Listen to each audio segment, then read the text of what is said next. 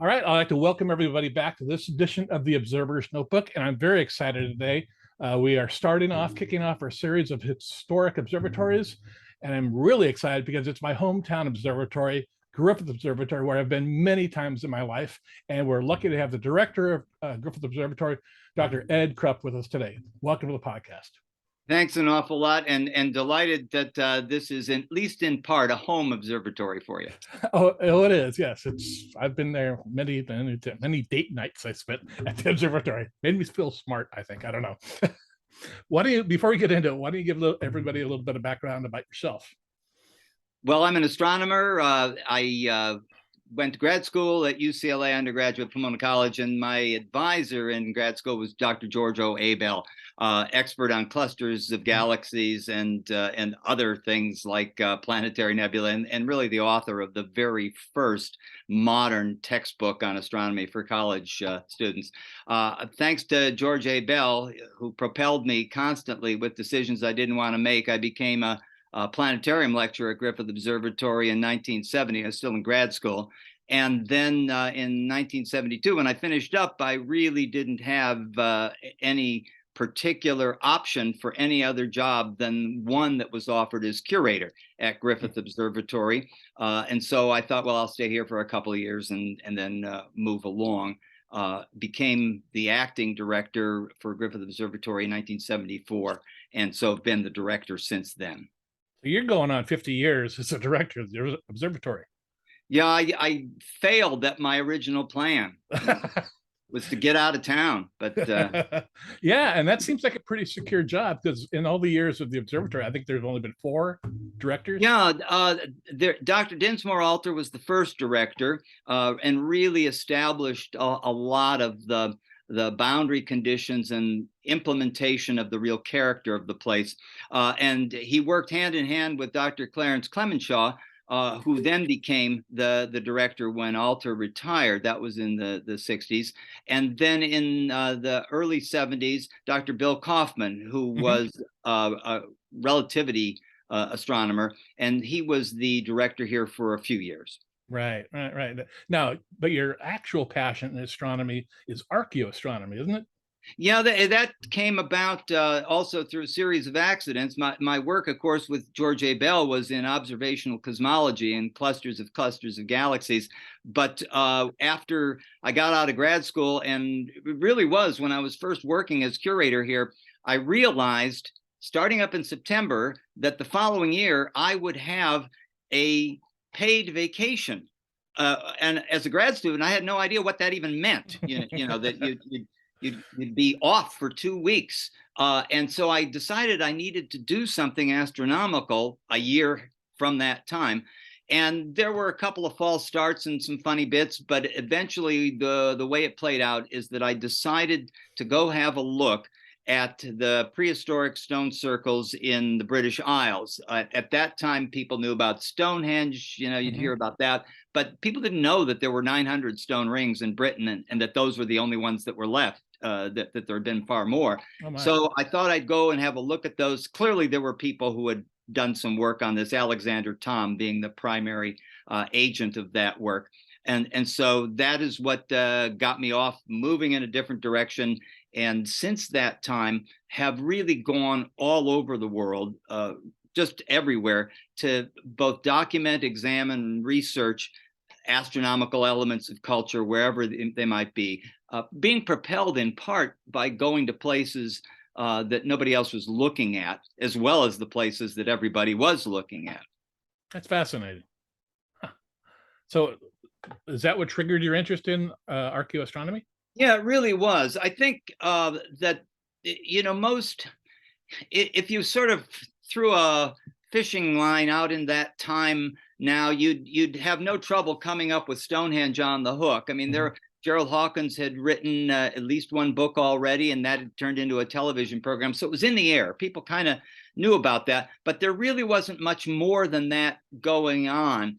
And the idea of there being more things to look at than Stonehenge really caught my fancy. And that was an accident that occurred. I was a book collector, and I was getting catalogs from Blackwell's in England, and I'm paging through the latest catalog, and I come across this name, Tom, Thom, Alexander, and then it says megalithic lunar observatories. And I'm thinking, I know what megalithic means, I know what lunar means, and I know what observatories means, but I don't know how those three fit together like this.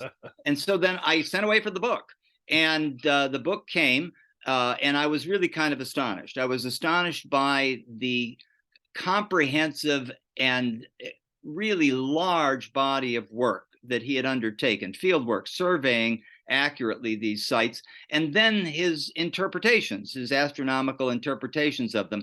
Many of Tom's ideas have not withstood the test of time, but certainly his recognition of certain elements of these and this enormous body of work to document is still profoundly important. So it was that sort of conundrum. How can this be that made me think I ought to go look at these things? Interesting. They're basically observatories before observatories. Well, in fact, they aren't. Okay. And in fact, the quick, and after having done 5 books on ancient prehistoric astronomy and hundreds of articles and dozens of research papers, the bottom line is most places that have astronomical alignments built into them are not observatories, and were not intended to be observatories. They are something else. They are places where astronomy is applied to some other aspect of culture. And that's actually far more important. That's telling you that the sky is so important. It's being embedded in these things that have to do with politics and religion and economics and sociology and kinship groups and everything else. And if you think about it even now, if you went out to, you just even you count all the observatories in the world, and then you count all of everything else in the world, there aren't many observatories. Mm-hmm. And in antiquity, it would have been the same. You don't need many observatories. And so most of these things don't duplicate the observational institution. In fact, most of the astronomy is way simpler than that. All you need is a place to stand and a place to look, and you're in business. But these stone circles involve moving big, heavy stones in place and laying them out in a way. Those are places of public assembly. They're places of public ritual. There are places that are probably associated with burial and sacred land, but they are part of the heart of the way the community looks at itself. And it looks at itself in terms of the bond between earth and sky. We kind of forget the sky's half the environment, as you well know, just thinking of what the general response is, and especially because we blind ourselves with artificial lighting. But in fact, to our ancestors, it was the whole kit. The earth and the sky were part of the whole deal. And they were paying attention to how it works. And because how it works primarily is seasonal, not exclusively, but primarily seasonal. And seasonal makes the difference for survival. You have to understand what's happening when and how it is happening. And you anticipate that in order to be able to move forward in time and deal with the things that happen as the seasons change and as climate conditions or whatever might wind up varying from year to year. This is fascinating. I could see a whole nother podcast, you and I sitting down and talking about this subject. This is amazing. Let's just jump into Griffith Observatory, though. Yeah. Give us a little bit of history, how it began, that type of thing. Who Griffith is.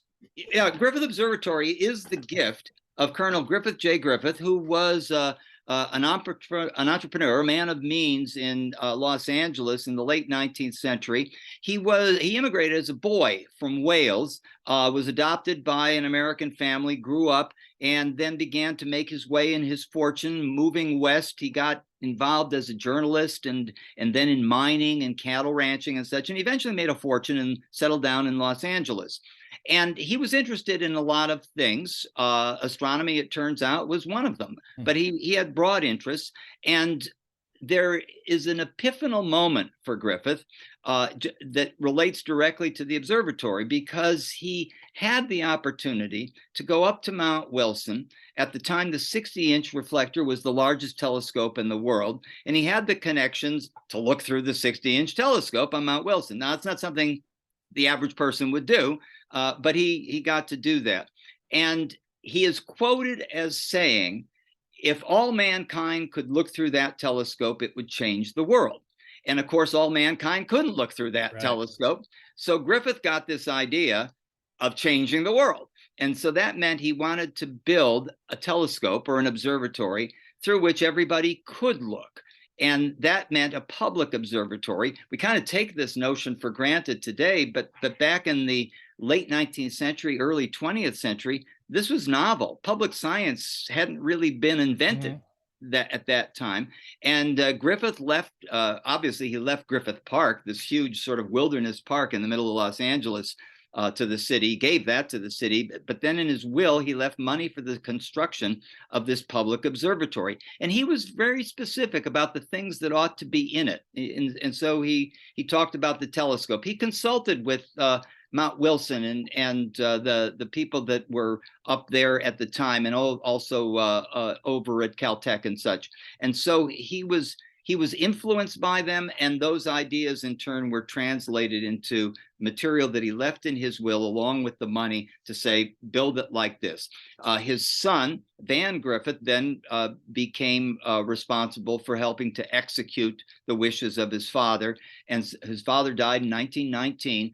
And in 1935, Griffith Observatory, May 14th, opened its front doors for the first time to the public, very much in the spirit that Colonel Griffith had originally laid out in terms of what ought to be there. The one interesting deviation from that is that when Griffith wrote his will, he had the sense that there needed to be some kind of motion picture theater in there. He could only imagine the way that you would do some sort of presentation was motion pictures. That was the technology that existed, and even that was fairly crude at the time. So he had a kind of a vague notion of that. Well, between 1919 and 1935, Zeiss invented the planetarium projector, and the whole team, in the course of going through the design, they paid attention to what's going on, and they said, "Yep, we should have a planetarium in this facility as well." And so when the observatory opened in 1935, it was, in fact, the third planetarium in North America, the first west of the Mississippi, the first on the Pacific Rim. Wow. That I remember going there as a child and I grew up in the San Fernando Valley, so I had no idea what the night sky looked like. Going to that observatory and seeing the planetarium shows that things took place, it blew my mind. And that, I think, even motivated me more to become an amateur astronomer. Well, there you go. That is the function of Griffith Observatory, and we count you as a success. I give you the credit too for that. I really do. Now, other than the kickoff of the observatory in 1935, what are some of the things that have progressed along the way? Yeah, well, they follow in a curious way, along with just the history of planetaria really around the world. People have got this new invention. This is, in fact, this coming up year is the 100th anniversary. And they are trying to figure out what to do, how you put programs together. And in fact, in the beginning with this kind of thing, what you'd have is just what you would expect. There's a dark room, it's got a dome, there's this thing that projects stars. A person comes in and he points out the stars and lectures, and he gives a lecture about what's in the night sky. And as time moved along fairly quickly, in fact, and particularly here in Los Angeles, but also in a few other places, the shift went from, at least in desire, from exposition to narration. And Dr. Alter really had a streak of showmanship in him. And he wanted, in fact, to transport people to these celestial places, whether it's the moon or the planets or whatever.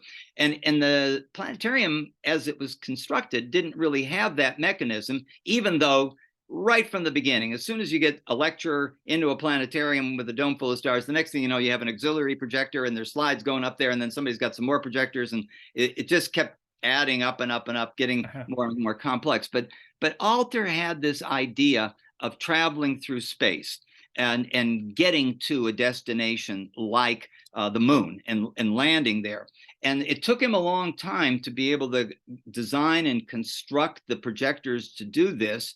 And not only that, but the artwork that had to be done. Chesley Bonestell, world famous space artist, actually did a couple of our early wraparound landscapes and such. But that was sort of the evolution of the place through that time. But the observatory was first and foremost always a place to put people eyeball to the universe. The telescope was the key thing. So you have the Zeiss 12-inch refractor up on the roof, which was the primary instrument, still is. And that telescope is clearly not the biggest telescope in the world. It's 12-inch refractor. But it is probably one of the most important telescopes in the world, even though it doesn't do any serious research. But more people have looked through that telescope than any telescope on the planet. Oh, I don't doubt it. And so its impact on the general public, and therefore the idea of I can connect to the sky, that telescope has it in spades. The telescope's interesting from another respect too, and that is that it's really a twin refractor. It's got a 9.5-inch Zeiss attached to it. That didn't come in the first place. It didn't originally have that 9.5. That 9.5-inch refractor was owned by a private individual, and his last name was Studi. And he put it on top of a car, old Ford, and drove it around Los Angeles, letting people look through the telescope and presumably catching a few quarters for the privilege as well. Studi's actually famous in other realms, in industrial realms, but here it's his telescope. Well, eventually, as so often happens in Southern California, these wonderful stories ultimately evolving to a divorce. And so there was a divorce, and the assets had to be liquidated. The telescope was going to go up for sale, and Dr. Alter grabbed it and bought it. And so it was, the Zeiss 12-inch was modified to have this 9.5. So you can have two lines of people actually going up to two instruments simultaneously, or do other things along with it. I should mention, by the way, just for anyone who really gets interested in this, Dr. David Dvorkin, who is retired curator emeritus now of National Air and Space Museum. And I did a book that we just published just last year called Public Astronomy, Los Angeles Style. And it's the whole story of Los Angeles public astronomy, including these elements of Griffith Observatory, Los Angeles Astronomical Society, and other very primordial aspects of the place. So is published by the observatory. And in fact, the easiest way to get it is go to the website via the Griffith Observatory Foundation. You can order it by on the web that way. Or come here, and get it at the Stellar Emporium.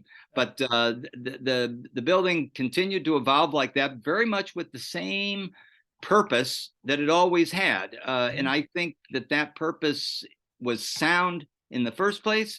It is the principles that Griffith himself had in mind. And when we came to the time of doing the renovation and the expansion of Griffith Observatory, a $93 million project that closed us for 5 years, that was, in fact, founded upon the basic principles that had been in play all along. You sort of say, okay, what are we going to do and why are we going to do it? And you better have some pretty good answers when you're spending that much public money to do it. And so that whole line of thinking still threads through what the observatory is today, even though now it's got twice as much public space, a whole new comprehensive and integrated exhibit program, the first since 1935, transformed Samuel Ocean Planetarium, and a new underground exhibit area, as well as an underground, more conventional theater, the Leonard Nimoy Event Horizon, where we do other kinds of programming. So it was just a dramatic transformation of the observatory, completed in 2006, but all founded on the principle of the building as instrument. This is a building designed as and filled with instruments that are intended to transform visitors into observers. And so that's what the place is really about. Yeah, that's interesting. I remember when I used to go there a lot, seeing, I'd go watch a planetarium show, and the projector was there, looked like a big ant in the center of the theater. And this last summer, I went up to Oregon to visit my grandkids, and we went to the Science Museum in Portland. And there's a planetarium there, and I'd never been there before. So I got my grandkids, they were all pumped. They had no idea what a planetarium was. And they went in, and it got dark, and the youngest one looks at me and goes, Grandpa, it's really dark in here. I said, yeah, just watch. And then like 5 minutes later, they said, are we flying? Yeah. How the planetarium, as you're flying through space, basically, they thought they were flying. No, this is just a movie. Enjoy. But it really had an impact on them too. I really enjoyed that. But yeah, just terrific. Yeah. Just and they had no big ant in the middle. I was looking at how are they projecting this stuff on the walls? It's like, yeah, it's pretty amazing. Now, when the observatory was closed during that period of time, you still did public events. We did. We all were sent into exile, of course, over to the other side of Griffith Park, where we had constructed with modular buildings the Griffith Observatory satellite. And there were 3 buildings there. 2 of them were essentially the staff and office support. One of them was for the production of the new planetarium show and other graphics effects that we were going to need when we reopened.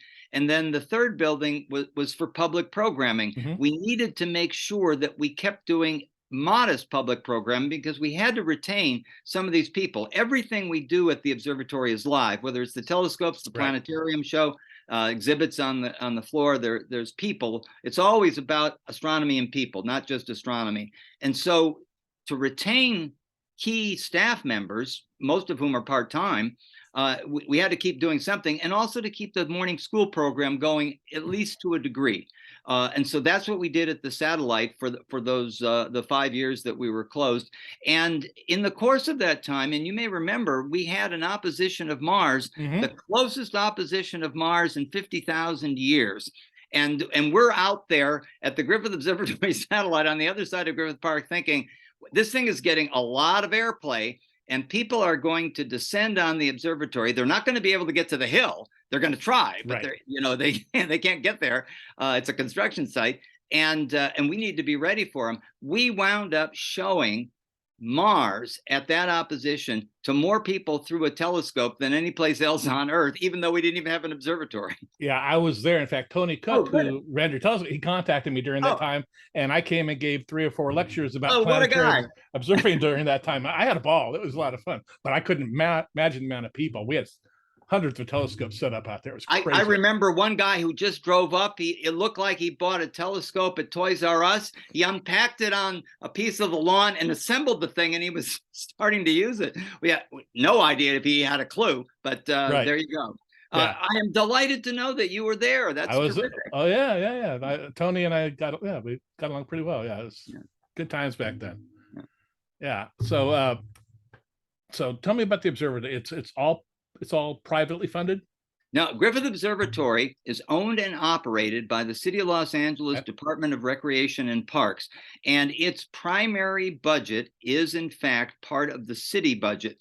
And so all of us who work at the observatory are city employees, and everything that we do has to be done through the structure of the City of Los Angeles, which has its pros and its cons, like any governance has. But we are definitely a municipal institution owned and operated by the city.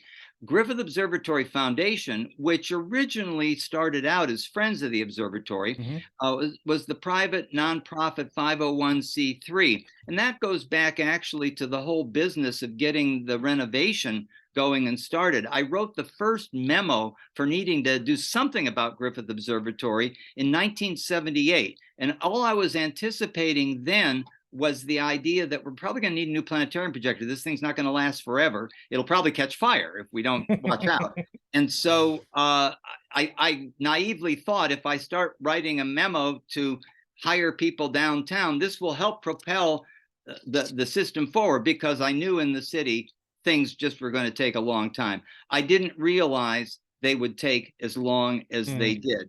But as they proceeded, I reached out for help from various places, people who'd been through this kind of thing before. The late Joe Chamberlain, who was the president at Adler Planetarium in Chicago, was very helpful with his advice. Ian McLennan, who is still a very important consultant to planetaria and theaters around the world, was one of our primary consultants.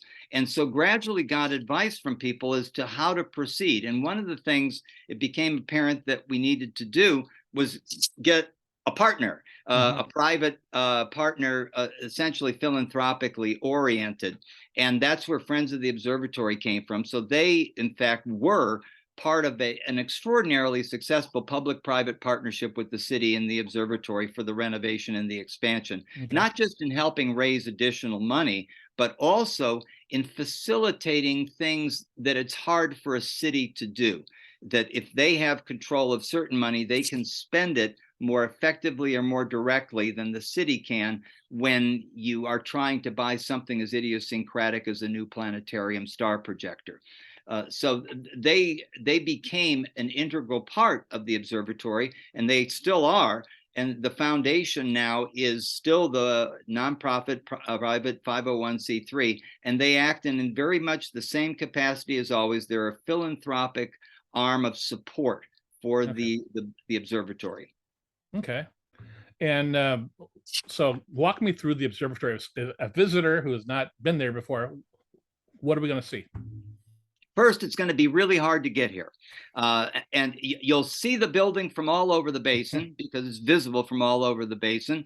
And when you work your way all the way through Griffith Park up to the hilltop, you'll find that there isn't enough parking, and you'll have to drive all the way back down, and you'll have to park by the Greek Theater and take the shuttle up or whatever. But eventually you'll get to the hilltop and be rewarded by two things. One, the spectacular view, because it is all about the view.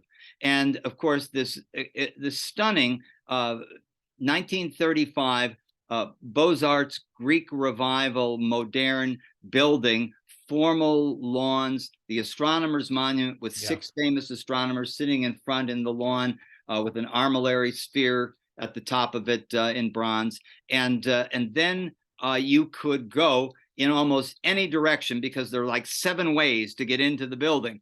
But the historic level, which is what you knew in the beginning, was always the only level at that time for the public. And the halls of science were the 2 halls on either side of the central rotunda where the Foucault pendulum still swings and demonstrates daily that the Earth is turning, for which we're all grateful. With the Hugo Ballin murals, these paintings up overhead of the mythology of the sky and the sciences around you, all very unfashionable art in the art world, but utterly unique on the planet, as is in fact the observatory.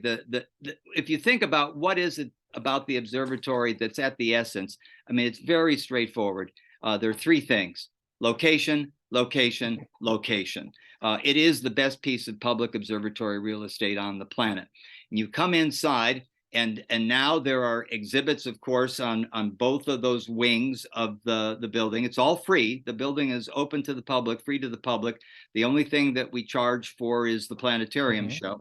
And but then, or I should say now, you can also go downstairs or enter that way from a different approach where you have the new underground addition. But you could go from the historic level down gravity stairway to the center of gravity, where you get a choice. You can take the shortcut through the universe, which is the wormhole, to the edge of space and the Leonard Nimoy event horizon, which is our more conventional theater. Or you can take the long way around the universe, which is the cosmic connection. And that's a timeline of the universe, but it's a timeline like no one has ever seen before.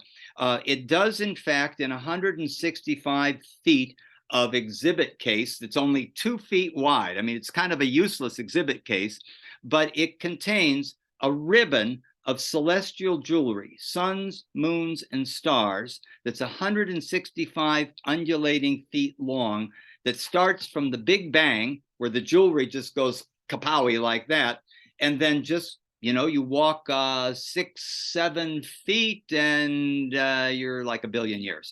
And there are panels up above that show what the universe was doing at each of those moments. And of course, at the beginning, 13.8 billion years ago, say the first billion years, the universe was doing a lot. And so there are a lot of panels right there.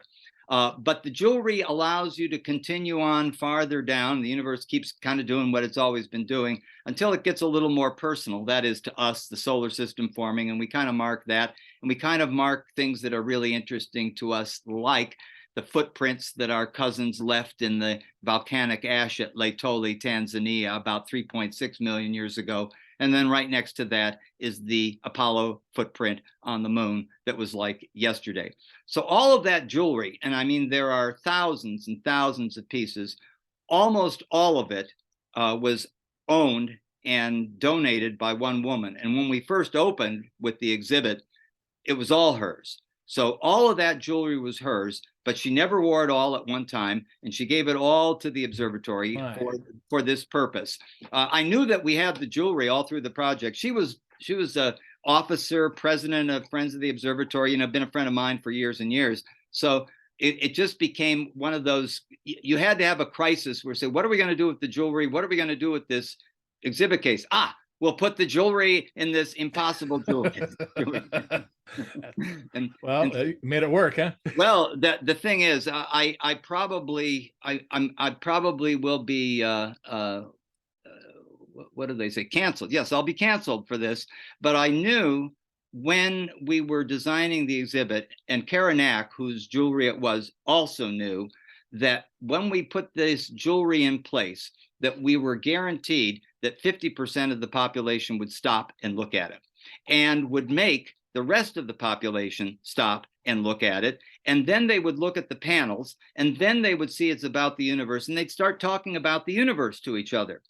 This happens every day. If I walk out of the office, it doesn't matter what time of day, if we're open, I just walk out of the offices right there at the center of gravity to the cosmic connection. That's exactly what's going on. You have families, people, couples, whatever it is, and they're looking at the jewelry and they're talking about the universe. And nothing could be better than that. No, that sounds great. That's perfect. Exactly what the observatory is all about. So what type of equipment is up there? You talked about the refractors.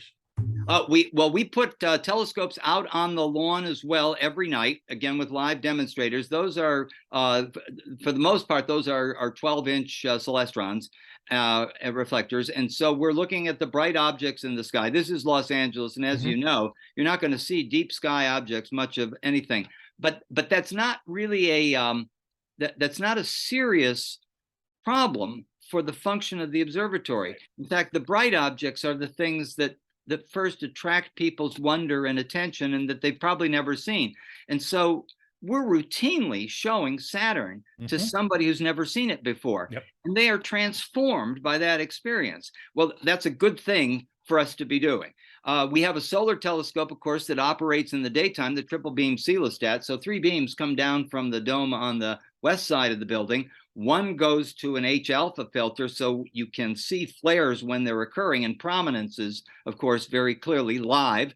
Another beam goes to a spectroscope that disperses huge dispersion of the solar spectrum, so that you can see all the lines from the violet to the red. And then a white light image of the sun comes straight down on a screen. And if somebody doesn't tell you that's a live image of the sun you're looking at right now, you would think it's a picture. And of course, it's about this big in size, and you'll see sunspots if there are any. And of course, any one of those sunspots is about the size of the Earth. And so our guides are explaining to people what they're looking at. And as soon as they realize that they're looking at a feature on the sun that's the size of the Earth, it suddenly gels. Oh, wait, this is a lot bigger than I was thinking. That's wild. That's wild. So more people have seen the face of the sun live at Griffith Observatory on that Celestat than anywhere else on the planet, too. That's easily the most photographed observatory in the world, too, probably. Yeah, and we've been in so many movies, we ought to have a star on the boulevard, for God's sakes. And why don't you? Oh, that's very straightforward. It costs a lot of money. I'm sure there's a backer out there, listening to this podcast that's willing to donate a few dollars. But... There you go. It'd be good. At this point, I'm still getting a lot of mileage out of complaining that we don't have a star on the boulevard, but it would be fine if we did. And frankly, we ought to have an Academy Award for the best supporting actor.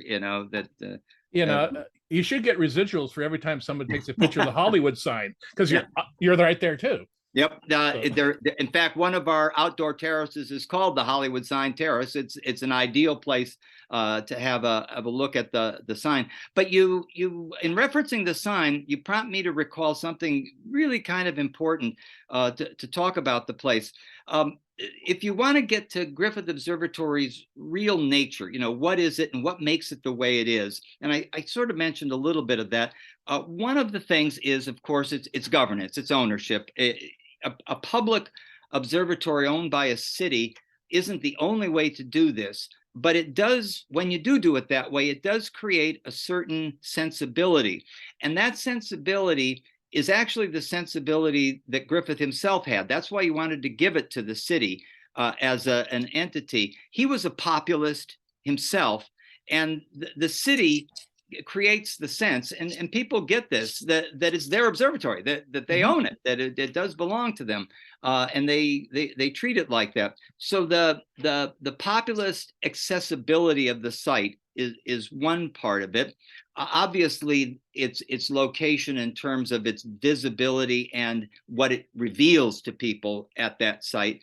But the third thing, and this is not to be diminished, the third thing is Hollywood. We overlook Hollywood, and the very first movie that was made at Griffith Observatory, The Phantom Empire, starring Gene Autry. So this was, in fact, a science fiction Saturday matinee 12-part Western singing cowboy mystery serial.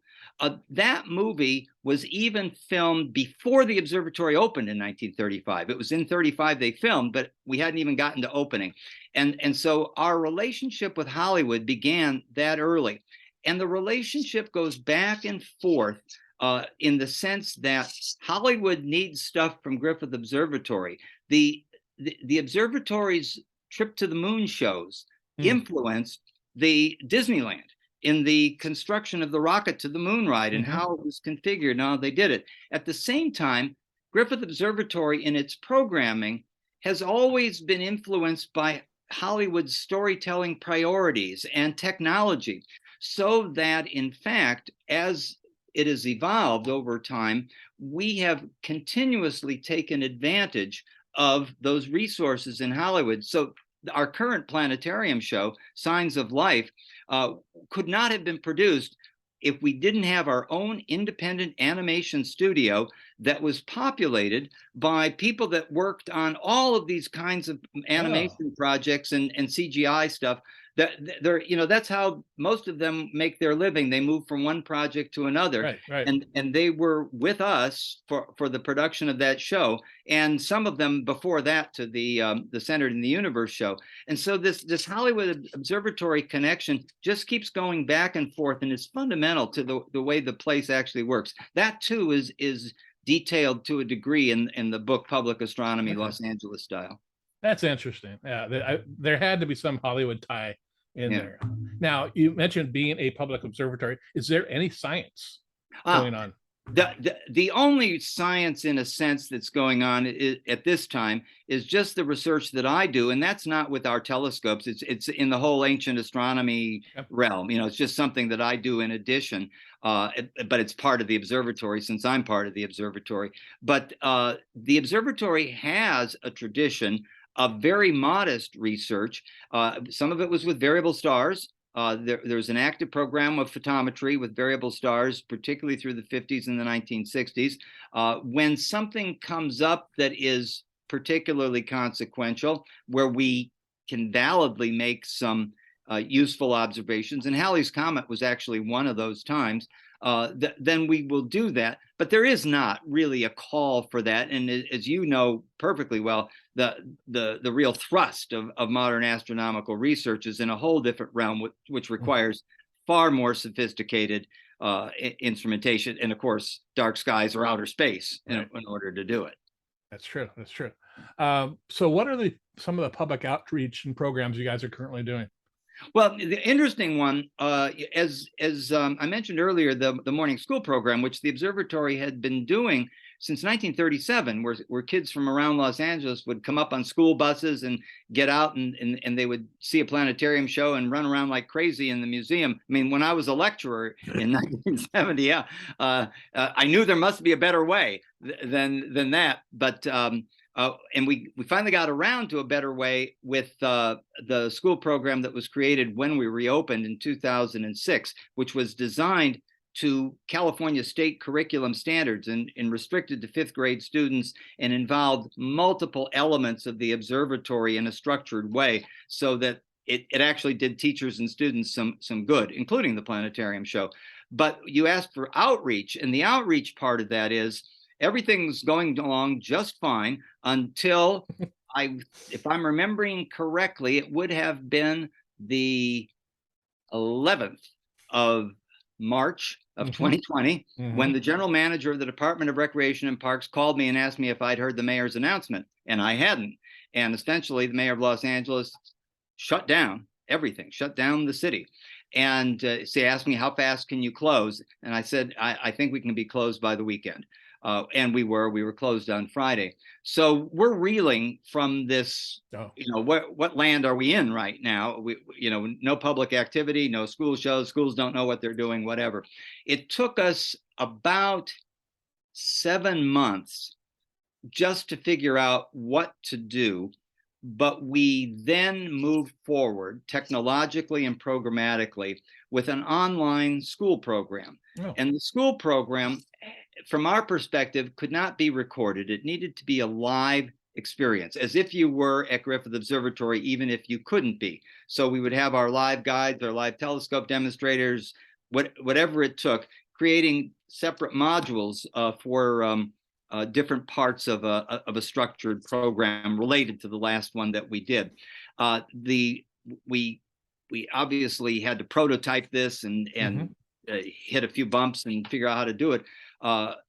But it got to the point where now we are not only headed back to doing the regular in-person school program as soon as schools are able to respond. We'll find out in April just how good they are at it. But we've been doing the online school program now for like a year and a half, and we are getting people from all over the country. And the numbers are like 120,000. Now, in person, we can't do better. Right. Hours in the day, we can't do better than 30,000 5th graders in Los Angeles. And that's good. We'll do that. But because of the webinar technology and the switching stuff, and we've embraced all of that television technology. So it's like a broadcast, a live broadcast. And we can therefore get to all those students, whether they're at home or in a classroom with a teacher, or whatever it is. And there is a sense of the real interaction. They get to ask questions and get a response back and all that.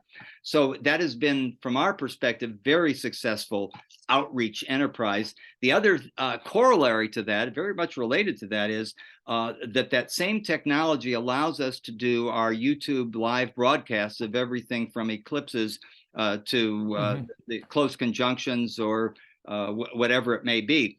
And that means that the whole world gets to benefit from that. And half the world isn't going to see a lunar eclipse. So we hear from those people, in fact, in real time as we're broadcasting, and they're putting in their comments, whether they're on the other side of the planet or not, or right here in LA.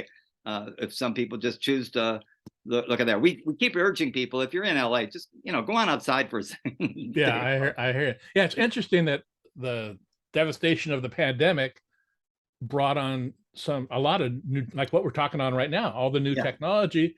And a lot of the observatories I've talked to said the same thing. They develop programs to be sustainable, and they're still using them today.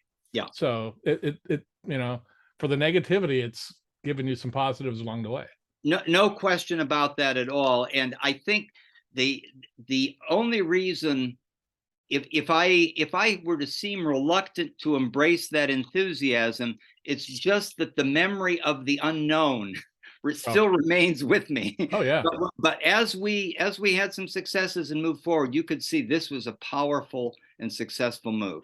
Yeah, very, very good. So what are the future plans for the observatory? Several things are in play. Obviously, we were working very hard on this new show, which premiered just last year, the Signs of Life. And there are a couple of different initiatives in play right now. We are participants in a multi-institutional activity here in Los Angeles called Pacific Standard Time. The Getty Art Museum, the Getty Foundation, is actually the backbone behind this thing, where the theme for this 2024-2025 conglomeration of institutional activities is Pacific Standard Time, art by science by Los Angeles. And so that sounds like it ought to be in our wheelhouse as well. And we will be producing a film that will obviously show here, but that will make available for free to anybody that wants it elsewhere, that is about that underlying theme. It is essentially about cosmology, and it's about art. So it's about cosmology and how we represent it from antiquity to now, and what is the big thing that's happened to us, and how does Los Angeles figure into that? So that film is one of the projects. We're working on a new piece of monumental sculpture, a project that it's astronomical, and it's got content, and it's going to be